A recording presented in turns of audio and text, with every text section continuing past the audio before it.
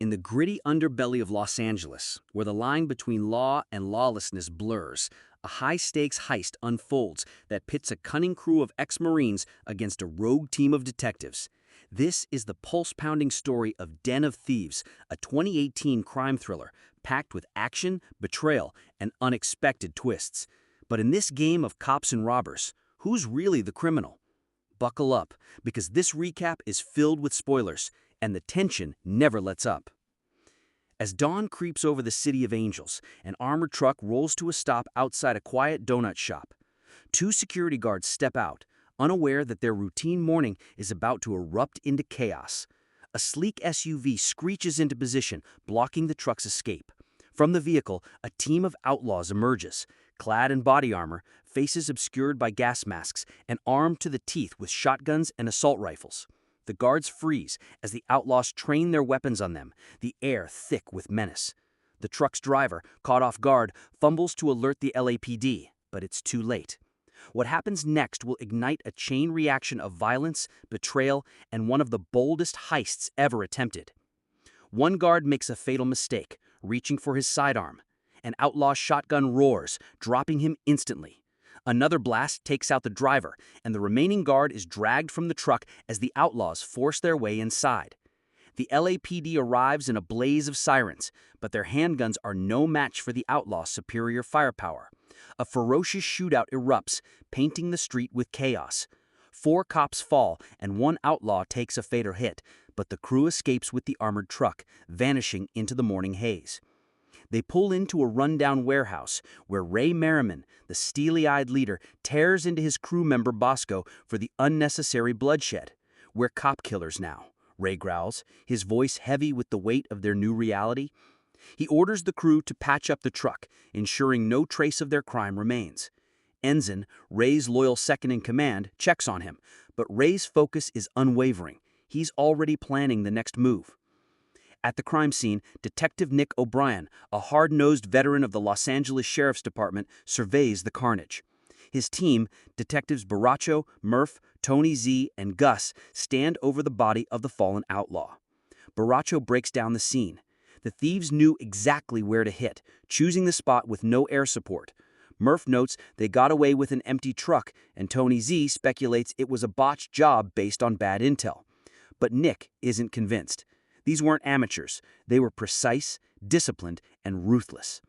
Across the street, Bosco lurks in a car, snapping photos of Nick and his team, his lens zeroing in on the man in charge. Back at the warehouse, Bosco shows Ray the photos, pointing out Nick as the leader of the LASD's Major Crimes Division. Ray's eyes narrow. He knows Nick from their shared past at South High, where Nick played football. The crew digs deeper, uncovering Nick's reputation as a relentless cop who runs a tight unit. Donnie, the crew's young getaway driver, glances at Nick's photo and slips away, his face unreadable. Meanwhile, Nick and his team dig into the heist at LASD headquarters. The precision of the job points to an inside connection. The outlaws knew about an unscheduled transfer, information only a select few could access. Suspicion lands on Ray Merriman, a former Marine recently paroled after a decade in behind bars. The team connects the dots. No major heists occurred during Ray's prison stint, but now that he's out, the game has changed. That night, Donnie tends bar at a seedy joint, a neutral ground where cops and criminals mingle uneasily. A Federal Reserve Bank employee stumbles out, leaving behind his access card.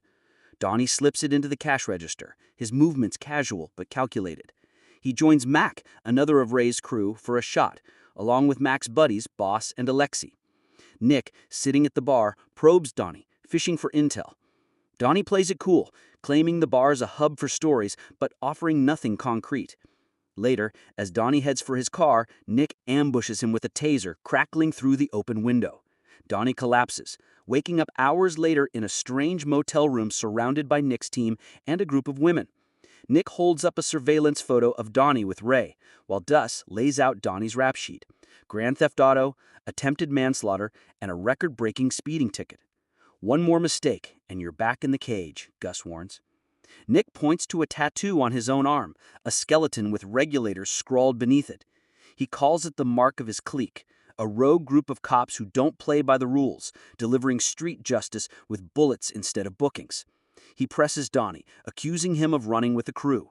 Under pressure, Donnie cracks, admitting he's just the driver, kept out of the loop on the crew's plans. Nick lets him go with a warning. Keep doing your thing, and we'll be in touch. As Donnie slips back into his routine, Nick's personal life crumbles. He staggers home at dawn only to face his wife's fury. She's found a text he sent by mistake, proof of his infidelity. Devastated, she packs up their daughters and walks out, leaving Nick alone with his demons. Ray and his crew set their sights on the ultimate prize, the Los Angeles branch of the Federal Reserve, a fortress of a bank that's never been robbed. Ray briefs his team on its impenetrable security. 53 failed break-in attempts, none making it past the lobby. But Ray has a plan, one that exploits the Fed's Achilles heel. Every day, the Fed destroys unfit bills, erasing their serial numbers from the database before shredding them between 4 and 5 p.m. The debris is carted off to a dump by a waste management company. In the $100 bill counting room alone, $30 million in unfit cash is destroyed daily. Ray's scheme is to intercept those bills before they're shredded, walking away with a fortune no one will miss. To pull it off, Donnie takes a job at a Chinese takeaway joint that delivers to Fed employees. Posing as a delivery driver, he walks into the Fed with 2 takeout bags, passing through security with a borrowed access card. He drops one bag in the cafeteria and slips into a bathroom, stashing the other in a ventilation shaft. The plan is in motion. Meanwhile, Nick's team uncovers the military backgrounds of Ray, Ensign, Bosco, and Donnie, all ex-Marines. They link Ray to a string of unsolved heists, realizing that nailing him could close every open case from the past decade. As Nick grapples with divorce papers served during a lunch break, Ray drills his crew on the Fed's operations, detailing the counting floor's rhythm and the window for their heist. At a tense dinner, Ray's crew and Nick's regulators cross paths at a restaurant. Nick saunters over, taunting Donnie and insulting Ray's old football team. The table bristles, but Gus pulls Nick away, apologizing for his behavior. Back at the warehouse, Ray confronts Donnie, suspecting he's a snitch. With a gun to his head, Donnie confesses Nick's approach but swears he's kept quiet. Ray believes him and orders him to feed Nick a half-truth. The heist is going down on Friday. Donnie meets Nick at a suit store, furious about the restaurant stunt that nearly blew his cover. He drops the Friday tip but claims ignorance about the target. At a shooting range, Nick tries to flex his skills, but Ray outshines him, landing every shot dead center. Nick's ego takes a hit, but he's undeterred. Nick's obsession leads him to a club where Ray's girlfriend performs. After her set, she whispers something to him, and they end up at her apartment. The next morning, Ray walks in, catching Nick shirtless.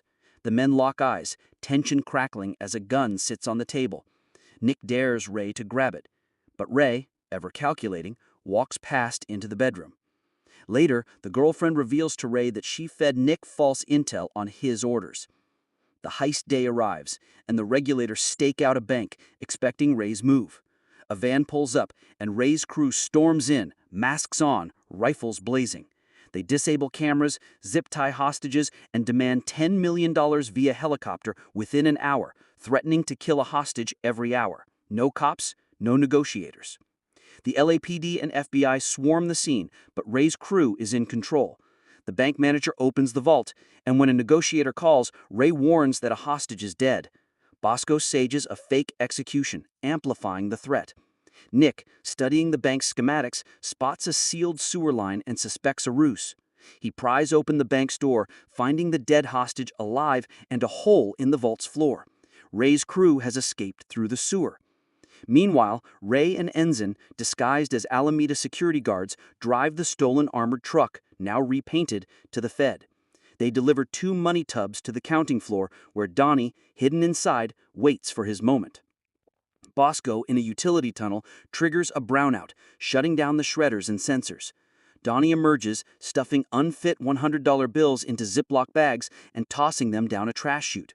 A security guard notices the outage and reactivates the sensors, nearly catching Donnie, who escapes into the vents.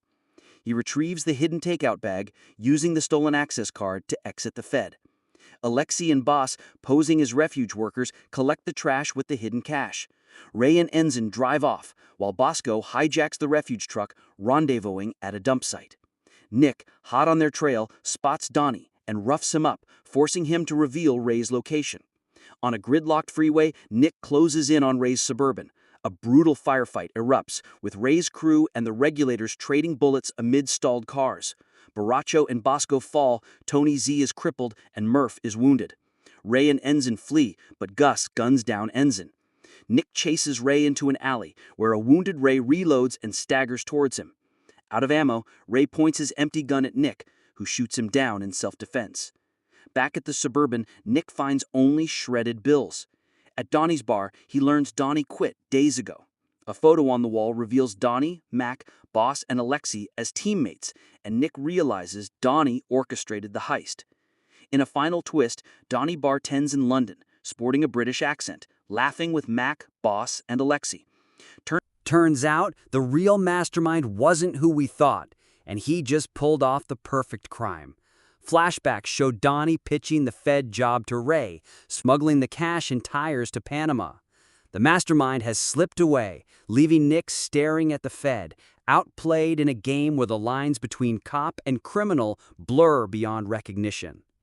And that was Den of Thieves, a high-stakes game of deception where even the cops play dirty, and the quietest eye in the room might be the real boss. If you enjoyed this breakdown, don't forget to smash that like button. It really helps XMovie Recaps grow and reach more movie lovers like you. Got a favorite heist movie you want us to recap next? Drop it in the comments. We're always listening. Subscribe and turn on notifications because more action-packed recaps are coming your way right here on XMovie Recaps. Thanks for watching, and remember, in a city full of thieves, trust no one.